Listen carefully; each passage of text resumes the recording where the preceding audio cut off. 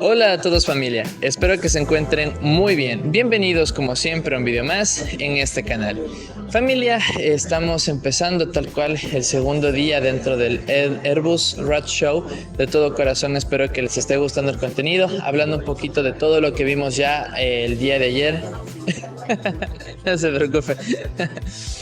Hablando ya familia de todo lo que vimos el día de ayer, pues en este caso tuvimos un poquito de problemas de conexión con el tema del en vivo debido a que estaba quizás un poco saturada la señal de internet, ¿no? Sin embargo, el día de hoy lo estamos pudiendo solventar sin ningún problema, así que no tendrían que tener igual ningún tipo de problema para podernos acompañar durante el live. Acuérdense que estamos en TikTok tal cual y pues ahí lo van a poder ver sin ningún problema. Por otro lado, pues créanme que para mí es un gusto poder estar aquí, poder formar parte de este evento. Como se pueden dar cuenta, pues estamos aquí pues rodeados de algunas de las eminencias, podríamos decir también dentro del mundo de la aviación. Obviamente Airbus, tenemos también algunos cuantos sponsors que han formado parte ya de tal cual este evento, tanto de la Escuela del Aire, tanto Credilla, Megair con la aplicación SMS que lo vimos igual ayer. Así que bueno, créanme, incluso el día de hoy tenemos muchísimas sorpresas, muchísimos temas a tocar, así que quédense hasta el final para que puedan ver de todo lo que se ha tratado el día de hoy, todas las temáticas a ver. Igualmente, si les gusta este tipo de contenido, si les gustan estos videos, por favor, como siempre, denle like, compártanlo, suscríbanse, activen la campanita de notificaciones y háganmelo saber en la cajita de los comentarios. Aquí no he hecho nada más que empezar familia, vamos a ir hacia la parte del interior, vamos a dejar instalado todo, dejamos preparado todas las cámaras de live. En tal caso, de todo corazón, espero que hasta ahora se esté viendo súper bien. Igualmente estoy todavía decidiendo si es que esto lo vamos a sacar por varias secciones dependiendo de los ponentes, de las temáticas a tocar y demás. Sin embargo, en este caso, pues por lo pronto parece que sí, porque si no sería algo demasiado largo. Entonces lo que tenemos como objetivo sí es minimizarlo, pues, y que ustedes también tengan la mayor cantidad de recepción de la información posible para que ustedes también puedan aprender un poco más de este bello mundo de la aviación. Así que bueno familia, de todo corazón les agradezco mucho de todo corazón les agradezco mucho por acompañarnos, así que quédense hasta el final para que puedan ver un poco más de este Airbus Roadshow. Ok, podemos tomar asientos, por favor.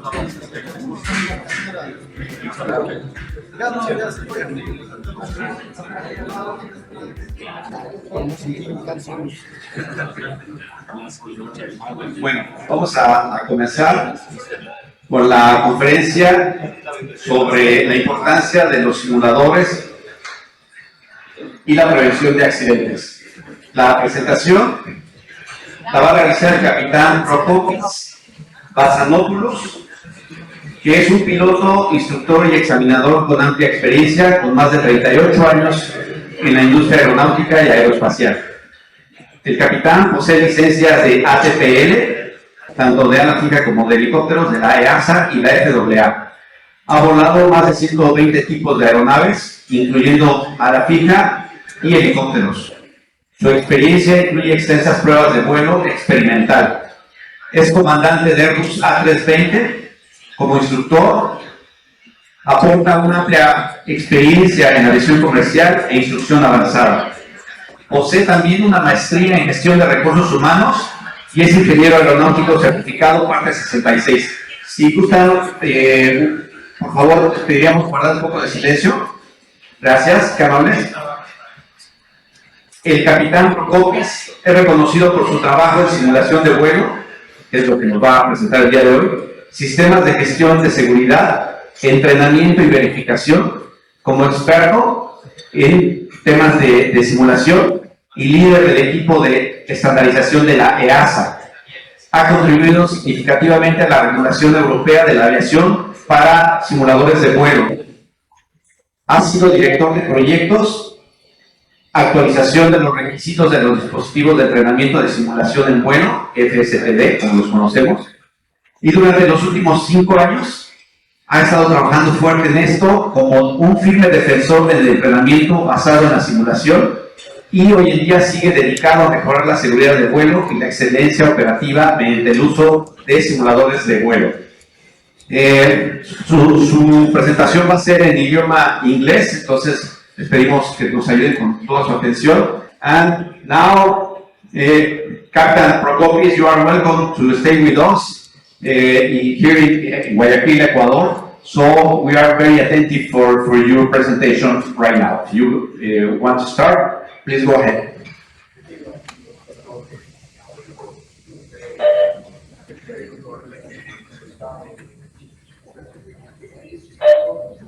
Ready to start? Yes. Okay, I can start. Thank you. Thank you very much. Thank you. Buen día from Athens. Good morning from Athens, please.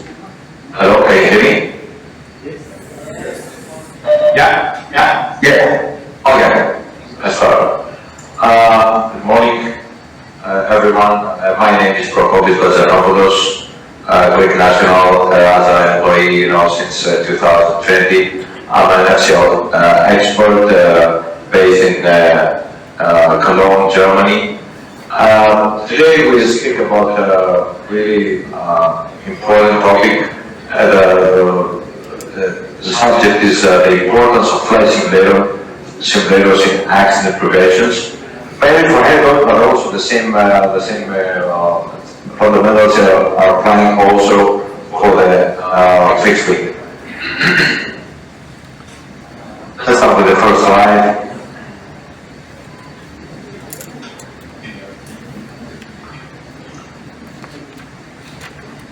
Okay.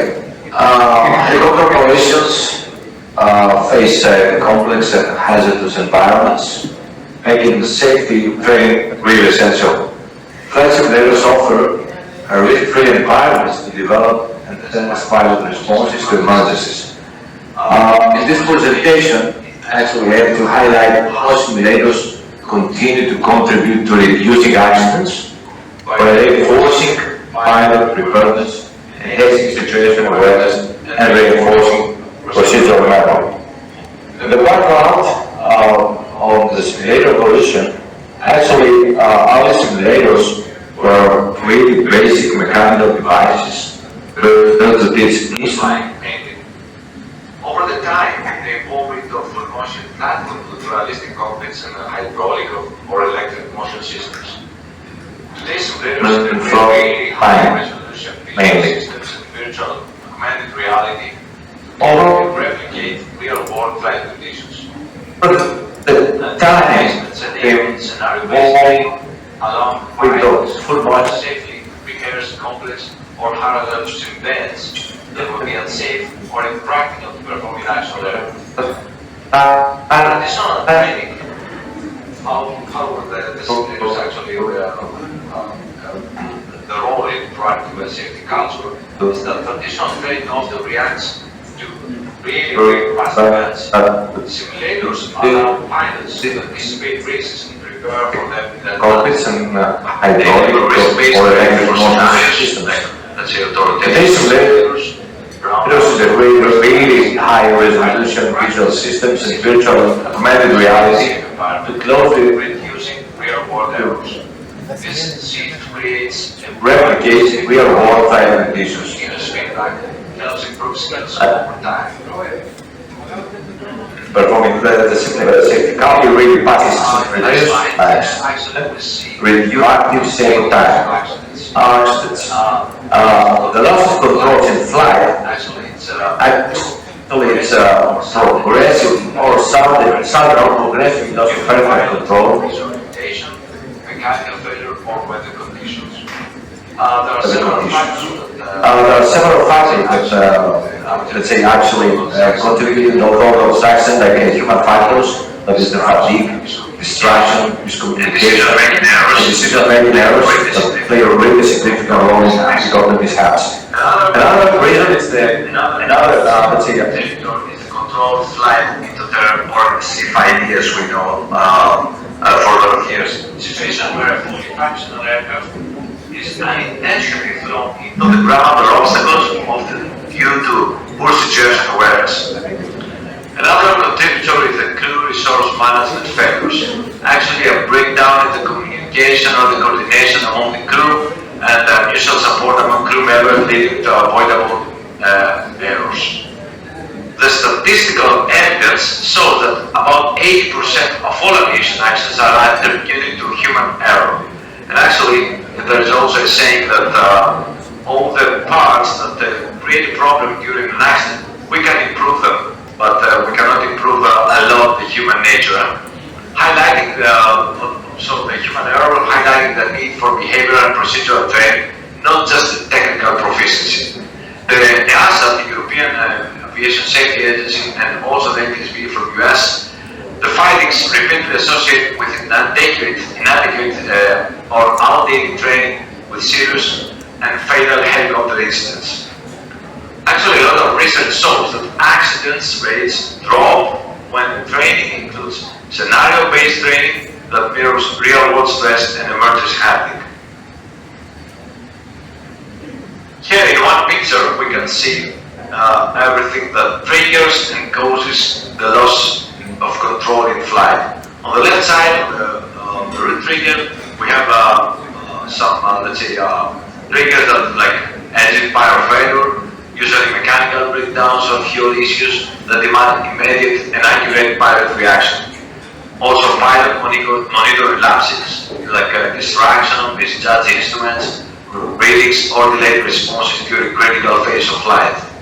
And another trigger could be organizational factors like inadequate standard operating procedures, SOPs, unclear roles, or fatigue in using schedules from poor management structures. All these routes triggers funnel into the core hazard, the loss control in flight. This is a critical event where the aircraft enters in an unrecoverable or destabilized flight state.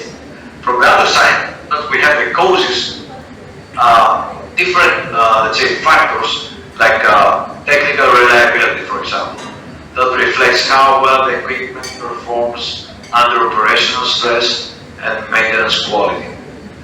Pilot training and readiness measures how well crews are prepared to recognize and recover from unexpected failures.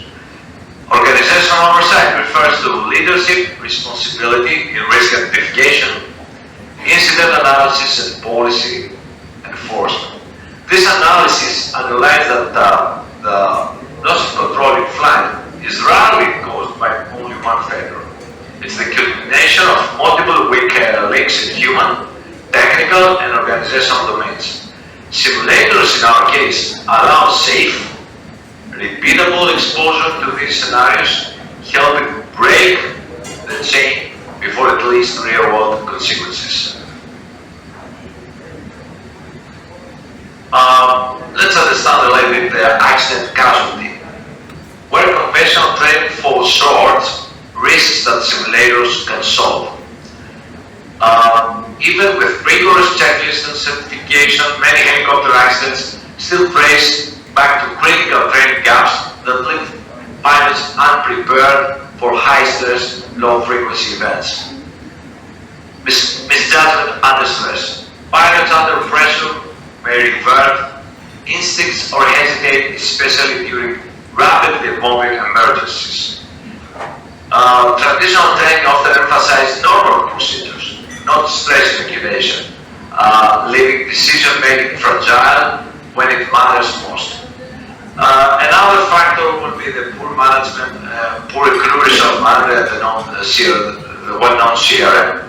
We have a lot of CRM breakdowns sometimes, such as lack of assertive communication in the crew, between the crew members, or a clear delegation that is not very clear who is doing what, often stem from limited team-based training. Instructors may assess individual performance, but team dynamics are rarely replicated outside simulators. Another also reason is gap of risk. It's the lack of absent recovery experience. Many pilots lack hands-on practice in recovering from unusual accidents, because unusual accidents is not something that we're doing every day. Or loss of control events, because it's a lot of pilots that they finish their career and they never had a loss of control event, especially in helicopters where the margins are really, really tight. Simulators enable full-scale practice on maneuvers like vortex, break state, mass bombing, or tail rotor failure without the real world risk. Another reason is also infrequent exposure to critical failure scenarios. In live operation, engine failures, hydraulic losses, or rotor rotations, conditions are not very often. If ever, let's say experience, as I said before, we have pilots that they went to the retirement without having an event like that. So without simulated repetition, pilots may not develop the muscle memory or mental models needed to manage them efficiently when they do occur.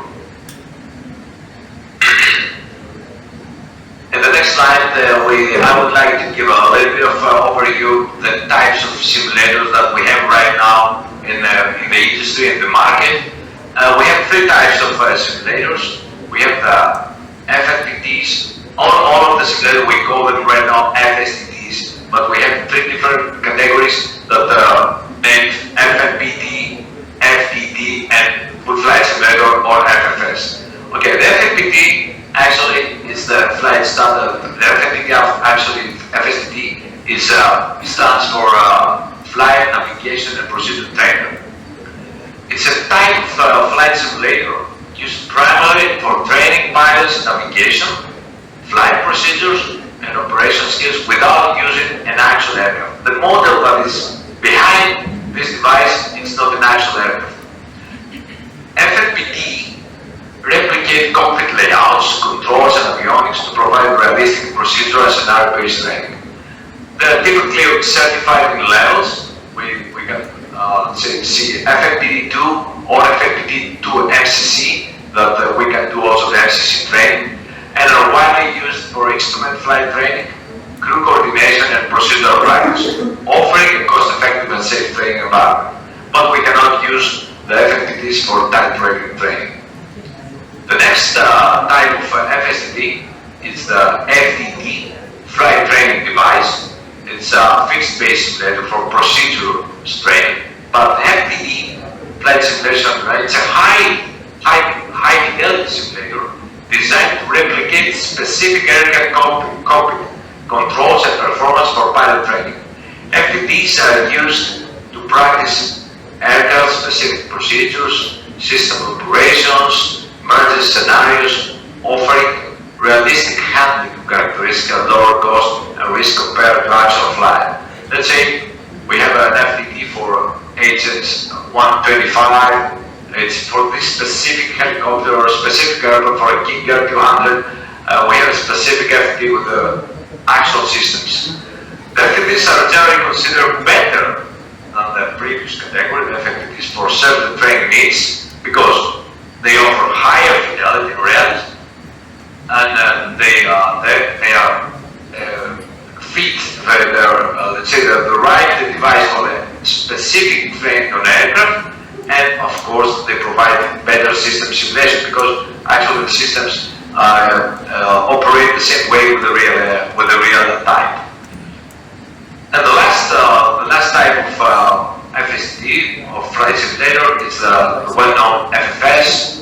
It's the highest fidelity flight simulator type, replicating an aircraft cockpit and systems and flight dynamics with full motion and visual systems. Certified levels from A to D for EASA. FAA has a little bit different names, with level D, that is the most advanced. What are the pros of those full flight simulators? First of all, we have full motion capability, highest fidelity, comprehensive training. It's suitable for complete type training, recurrent training and checks, including all normal, abnormal, and emergency procedures. We have maximum regulatory credit because all the hours from the flight simulators can be credited to obtain a license or renew or revalidate a license. So we really minimize the actual aircraft use. It's a safe environment for risky scenarios. For risky scenarios, we can practice any hazardous situation like engine fires, smoke, tail rotor failure, or severe weather. In the past, we were able, let's say, to do an engine failure in a real aircraft, but we couldn't reproduce engine fire or smoke. We can do it only in the simulator. Of course, it's a high cost, it's quite expensive to purchase, operate, and maintain. Typically used by airlines, militaries, and large operators. Let's say the public, the private pilots, or let's say they cannot afford, to use the flight simulators. It's the availability is quite limited. It's one of the cons of the full flight simulators. The scheduling and the logistics, it's easy to book. We have to travel to find the simulator. From the other side, sometimes it's not necessary for all kind of trainings. Let's say for basic or procedural training, low cost devices are maybe more efficient. We don't have to use 15 million, device in order to let's say to do a basic checklist or to learn how the switches are working. Let's move forward about the simulator capabilities and types. What is the realism versus fidelity? The realism refers to how close a simulator mimics real-world flight sensation and cockpit environment, because we would like to explain how close is close enough in order to use it for training. This includes visual displays, motion feedback, and aircraft systems behavior. From the other side, the fidelity is about the accuracy and immersion of those features. Why does this matter? Because higher fidelity leads to greater skill transfer, meaning that what pilots learn in the simulator carries over more effectively to real-world operations.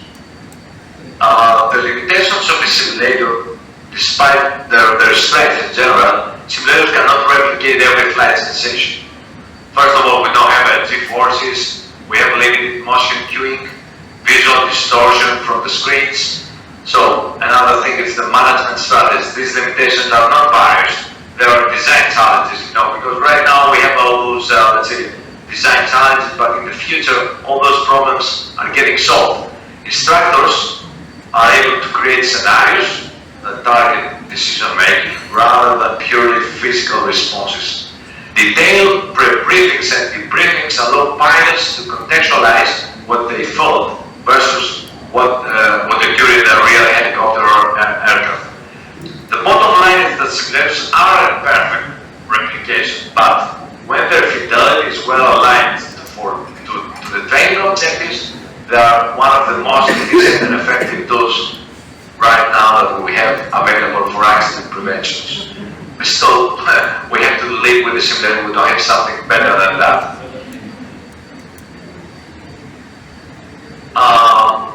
In order to maximize the benefits of simulator training, we have 2-3 things that we need really to focus and highlight.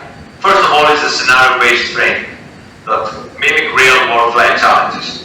Rather than isolated maneuvers, scenario-based training places pilots in a complex real-world missions like offshore landings, in marginal weather, or engine failure during confined area approaches. These dynamic scenarios simulate operational procedures, operational pressures like distraction, workload, decision-making under uncertainty. In the scenario-based training, increase cognitive agility, helping pilots to learn not just what to do, but why and when to do it. Because in general, the pilots know what to do, but sometimes the time is really critical when we have to do something. And why? Okay. Then we work a lot on the CRM, the crew resource management, because the CRM focuses on effective communication, decision making, and workload distribution between the pilots, the crew, and the ATC, the traffic control. In simulators, the CRM can be practiced in high-stakes contexts, such as fuel emergencies or breakdowns in cockpit high accuracy. Emphasizing the CRM during training builds trust, assertiveness, and coordination, which are crucial under pressure. And the last is the threat error management, something that is really, really important, and actually it's something that we talked about the last 15, 20 years, is that the threat error management teaches pilots to recognize latent risks and actively manage errors before they escalate. And simulators enable the instructors to inject unexpected threats, like let's say sudden weather change or passenger inlets, and observe how the crews respond. The goal is not just survival, to save the plane, but graceful recovery, reinforcing habits that mitigate future accidents. Together, the scenario-based training, the CRM, and the threat error management elevate the simulation from a tool of repetition to a platform of resilience and adaptive expertise. We have a couple of case studies, 2 accidents. We will not stay a lot in this one, but for example, we had one accident that happened in Scotland back in 2015. It was a Eurocopter, a Super Puma, crashed into the sea near Sunburn during an approach. The AV investigation and later public inquiry found that the primary cause was pilot error, failure to monitor instruments in deteriorating weather conditions. The second accident was the Bristol S92, Sikorsky. What we had to see from that. On the second accident, it was, of course, the crew survived, but the investigation seated in a daily scenario training for sudden weather deterioration offshore. The relevance of the simulation was the offshore approach level D simulators can realistically model abrupt changes in visibility and sustainability pilot resilience to other surprises. We have the ability with the scene, with the level DC, to replicate all those real scenarios that actually develop, and we have accidents in that case. Some safety outcomes and prevention measures after those really quick view of those accidents could be, let's say, instrument monitoring and spatial awareness. After the Sunburn accidents, the CHA Scotia and mandated, and also the investigation bureau mandated improved instrument scanning procedures. For example, simulator training enhancement now focus on partial panel operations and recovery from degraded visual environments, replicating real-time fog tracking loss before it becomes critical. Also, scenario-based training for offshore weather and emergency procedure revisions. And all those things that we studied the previous slide, the CRM, the threat error management. So the takeaways for safety prevention would be rigorously trained instrument monitoring in degraded environments using the simulators to recreate real approach conditions. Incorporate offshore scenario-based sessions that simulate abrupt weather and environmental changes. Strengthen the CRM, the threat error management, and regularly review and update the SOPs and briefings to reflect lessons from recent accidents and simulator close call events. This year, actually, the EASA campaign, it's called the Avid, Navigate, Communicate. It's a really well-known, let's say, saying among pilots. It's a prioritization of how we react in the airplane. First of all, we have to navigate, then navigate, and at the end communicate. In the simulators are where the habits are formed to ensure this list that is engraved in the pilot's instinctive response hierarchy. In the simulator, we are building this kind of model in the pilot's mind because we have the time and the environment in order to work on how the pilot prioritizes the actions in an X scenario. Navigate, communicate. All the EASA campaign this year it's around this topic. Also EASA, because we have noticed that we had a lot of accidents, especially in training and small helicopters, started the EASA rotorcraft safety roadmap back in 2018. Actually, the purpose and the scope was, it's a campaign that has a lot of actions. It's designed to tackle persistent helicopter safety concerns, especially in small and light rotorcraft, where about 8% of serious accidents occur. It's a part of EASA's broader European Plan for Aviation Safety, 2023-2025. It's a cooperation between EASA and the industry that we're doing a lot of actions in order to reduce the accidents in the future. This confirms that realistic and high-fidelity training program can substantially reduce the most catastrophic accident category in helicopter operations.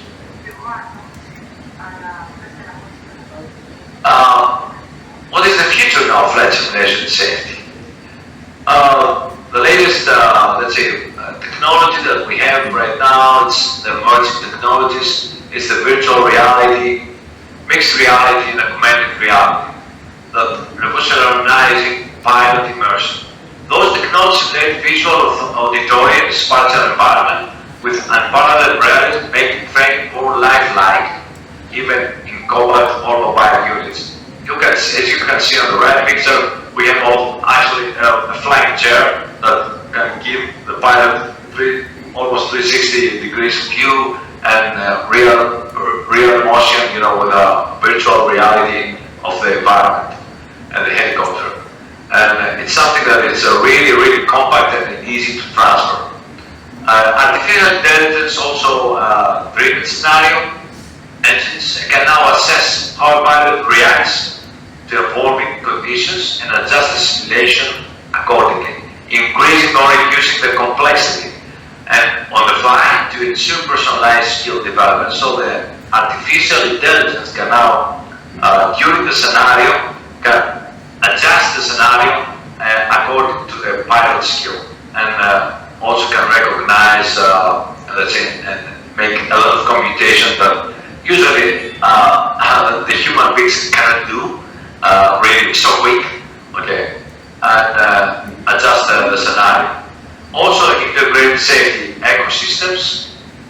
It's a really more complex, let's say, system that flight simulators are no longer isolated training tools. Through integration with the flight operation quality assurance systems, the training outcomes can be cross-referenced with real-world flight data. For example, this allows organizations to detect recurring risk threats, like unstable approach, for example, or delayed go-around decisions, and address them in the simulator before they cause incidents. By connecting simulator analytics, wearable telemetry, and operational data, the ecosystem evolves into a predictive safety framework supporting smarter decisions and safer skies. The future is not just about more advanced simulators. It's about using technology to build adaptive, data-driven, pilot-focused training ecosystem and prevent accidents before they fall. So, in a few words, we can say that even if we, let's say, design a really modern and high-fidelity device, if this is not connected with the real training, it's not so useful anymore. But the simulators from the other side, they have a lot of limitations that we need to consider. First of all, the simulators lack real-world motion and G-forces. So, manual flight should supplement the training all the time. Because actually the product that we are expecting that is coming out from the simulator training, it's a pilot that is going to fly a real aircraft. We don't, let's say train a robot. This person is going outside of the simulator, is going to fly a real airplane. So the manual flying is always a must, and we need to supplement the training that he received or she received in the simulator. Over-reliance on the automation can be dangerous, so we have to balance with raw flight skill, especially on the helicopter, let's say, world, on the rotorcraft world. Additionally, we have to ensure that the SOPs in the simulator match those in actual operation to prevent negative transfer of training, because what we teach at the sim has to be exactly the same with what we do in the real life. Otherwise, the pilots are confused, and we produce negative training on the flight crews. In order to avoid some negative training effects, it's when negative training occurs when simulator procedures differ from reality. This is what we explained just in the previous slide, and we need to balance that. Ensure cockpit layout and control response are consistent with the actual aircraft. So we need to be sure that the simulator that we're using is the same layout with the aircraft that we're flying, so the control responses are the same.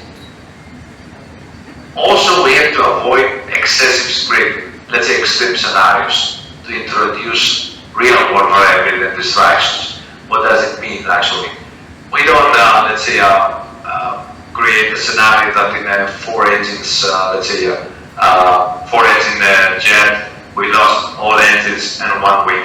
This is completely unrealistic and doesn't produce any value in all the training.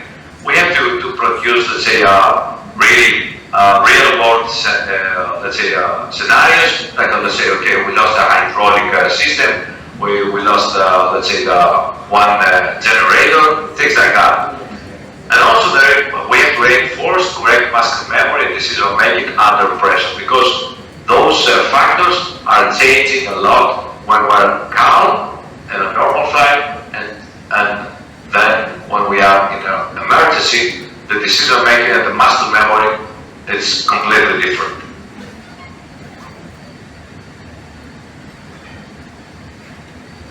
Let's see some best practices for the instructors, a little bit like let's say hints or advices.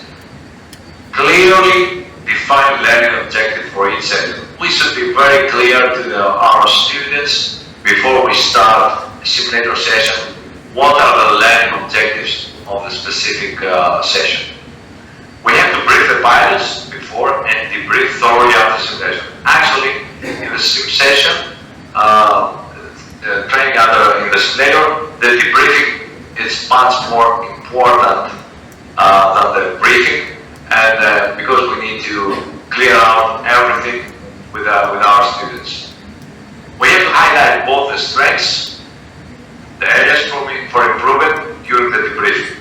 Gradually increase the complexity to build skill and confidence. We don't start, let's say, the first or second session and we start giving emergencies and hard exercises for the students.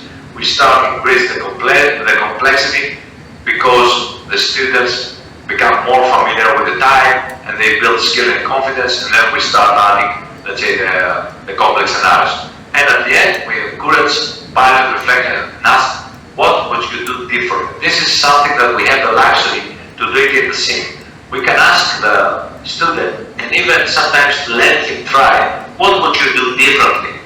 Let's say you lost the engine in this point. What you would do differently than what we did actually?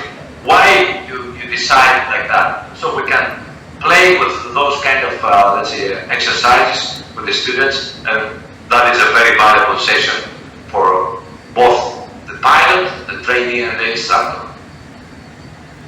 Of course, we have the most let's say famous example of simulator training is the Hudson Miracle, where Captain Sullenberger credited simulator training for his successful water landing.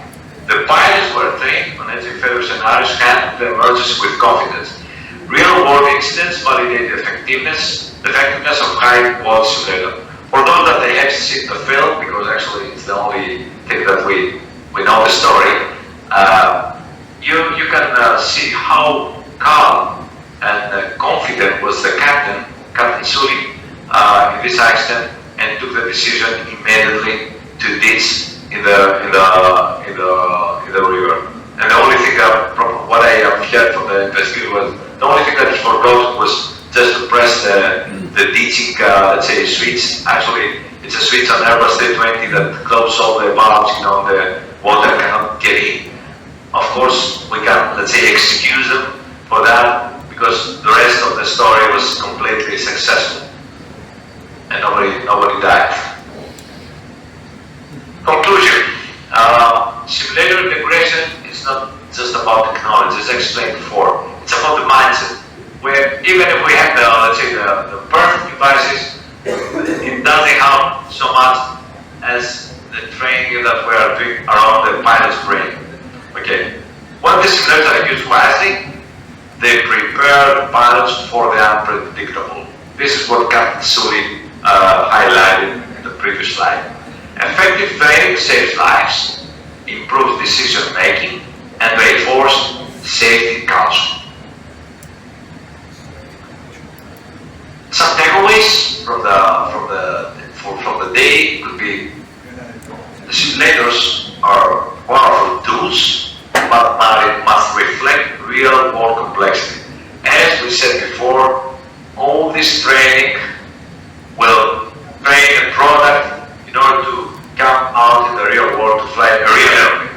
Okay, so the simulators are a powerful tool in order to do that. We should not disconnect. We should never disconnect the simulation with the reality. We have to avoid negative training by aligning simulation with real SOPs and conditions. If we don't use the same procedures in the sim and in the real, let's say, aircrafts in the real world, then we create negative training.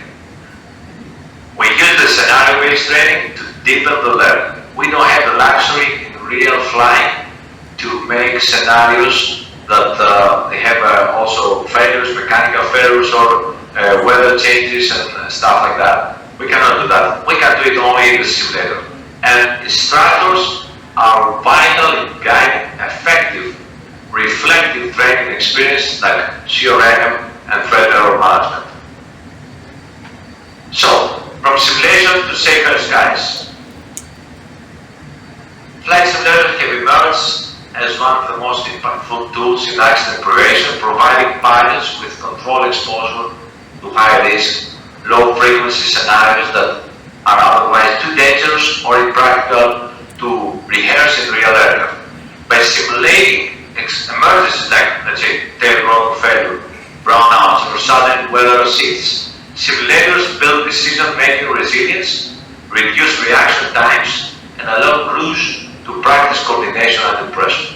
The result is enhanced situation awareness, fewer procedural errors, and strengthen the CRM, a vital skill in multi-crew or high-stress operations. Call to action would be: it's time for the aviation stakeholders, from operators to regulators, like EASA in our case, or Airbus on the other side, to treat simulation not as supplemental, but as essential. Integrate it more deeply into initial, recurrent, scenario-based training pipelines. Of course, in the multi-pilot aircraft, we have a complete integration of the simulation, but the helicopter is still on the way to introduce more and more training. Invest in modernized simulators and data-driven training platforms that reflect today's operational complexity. Promote a culture of continuous learning, where simulation isn't just about checking a box, but about actively exploring risks, testing boundaries, and building muscle memory before a real emergency ever happens. Simulation is not a replacement for experience. It is a force multiplier for safety. Let's harness its full potential to ensure that more missions end safely, more decisions are well informed, and more lives are protected. Thank you very much. I think we are still on time according to your schedule, and so if there are any questions from the audience, be really welcome. Okay, thank you very much, Mr. Capitan Prokopis. We greatly appreciate your cooperation and this participation today with us here in Ecuador in the framework of the EASA cooperation with Latin American region. So this information was a very high value for us. So we appreciate a lot. Also your personal effort, because as you know, in Europe they are several hours ahead from us, so it's late afternoon. So thank you very much for your time. Yes. Next time I will come there. Okay, and I think the key words that we have is cooperation and even more collaboration. We think this is essential for promoting and standardizing the aviation safety. So let me check with the people here in case of any question. ¿Alguien tiene alguna pregunta? A ver, un segundo. ¿Me traduces? Ok. Capitán, buenas tardes. Capitán Edgar Piñera de Saluda. Soy Matrix Sim Center. Soy un constructor de ATDs y CBTs para la parte de simuladores. Okay, he is presenting him, and the question will be Yes, in 1 second. So, question, please. thank you. Okay, la pregunta es la siguiente. El entrenamiento con los simuladores están bien enlazados para subir los niveles de seguridad. The training simulators are linked or increase the safety. En su caso, ¿cuál sería el resultado si usted era un full simulador, o sea, un full flight, o en este caso, un ATD? De acuerdo a nuestro país, por ejemplo, estamos muy limitados económicamente para adquirir ciertos equipos como full flight. So here in Ecuador, there are some quite limitations regarding the use of full flight simulators. The question is, La pregunta es, la diferencia, ¿cuál sería la diferencia en el entrenamiento de un full flight y un ATD para tener los mismos resultados, digamos aquí, en un entrenamiento normal? and the question is, what could be the difference between a full flight simulator and FTD here? What you can say about that? Yes, actually the main difference that is most important, and we're working on that right now, is the credit of the hours. With the full flight simulator, we can credit all the hours. With FTD, only a portion of hours, and actually EASA right now it's running the new rulemaking test. Actually was the project manager of the RMT 196. It's the updated flight simulation specification. It's in order to reinforce and let's say empower the lower end devices during the pilot training. I mean that in the future we can combine different kind of devices in type rating training in order to reduce the cost. This is the main difference. With the FTD, let's say you cannot do 100% of the training. You can do it only with full flight simulator, let's say for a multi-pilot aircraft. With FTD, but with FTD you can do a really high, let's say, percentage of the type rating course, and then you can do the exam on the real aircraft or in the full flight simulator. It depends actually on the aircraft, but this is the main difference in the credit of the hours, because in FTD you cannot, you don't have a motion, you don't have a lot of other things that we have in the full flight simulator. Okay, very clear. Thank you. So one additional question. Okay. ¿Alguien tiene más preguntas? Has probably to do something with the fidelity of the motion, but Yeah, exactly. So I think there is no more question. So we really appreciate your participation with us, the collaboration as I mentioned before. So thank you very much. Have a nice continuation there in Europe. Thank you very much, Captain. gracias. I don't know if I say it, gracias. Perfect. Have a nice day. Bye-bye, everyone. Bye-bye. Thank you very much. Thank you.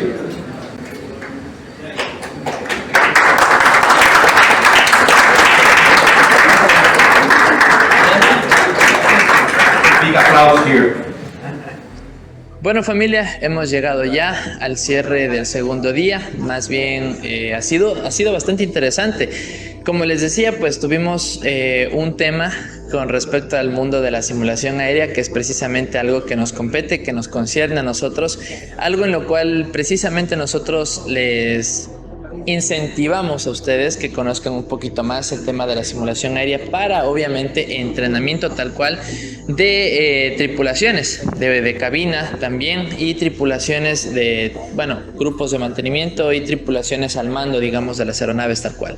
Entonces, en este caso, familia, todo esto es importante. Recordemos que nosotros estamos en producción actualmente de un módulo de simulación para nuestro centro de instrucción de la familia Airbus. Entonces créanme que los conocimientos impartidos hoy por el lado de Airbus Helicopters, pues filosofía, tema de trabajo, de la prevención de accidentes, seguridad y calidad, pues ha sido bastante importante para nosotros. Conocemos un lado de la aviación y también de la forma de trabajar de Airbus, que quizás pues puede que nos hacía falta para enriquecer un poco más el entrenamiento para todos ustedes. Así que de todo corazón les quedo enormemente agradecido a quienes nos estuvieron acompañando en la transmisión, a quienes pues bueno formaron parte del evento en TikTok. Tal cual, créanme que es un gusto poder compartir todos estos conocimientos con ustedes. Así que bueno, hoy día igual tuvimos muchas temáticas. Tengo la decisión tal cual de hacer varios cortes según los ponentes para poder mostrarles un poquito más el evento, digamos de forma completa, sí, pero también al mismo tiempo por secciones, por temas que cada uno de ustedes pueda ir visitando conforme sea su tiempo, conforme sea su necesidad.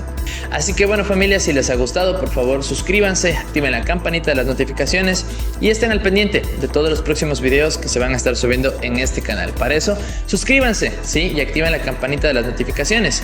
Y también háganme saber en los comentarios qué tal les ha parecido el evento, qué tal les parece todo hasta ahora.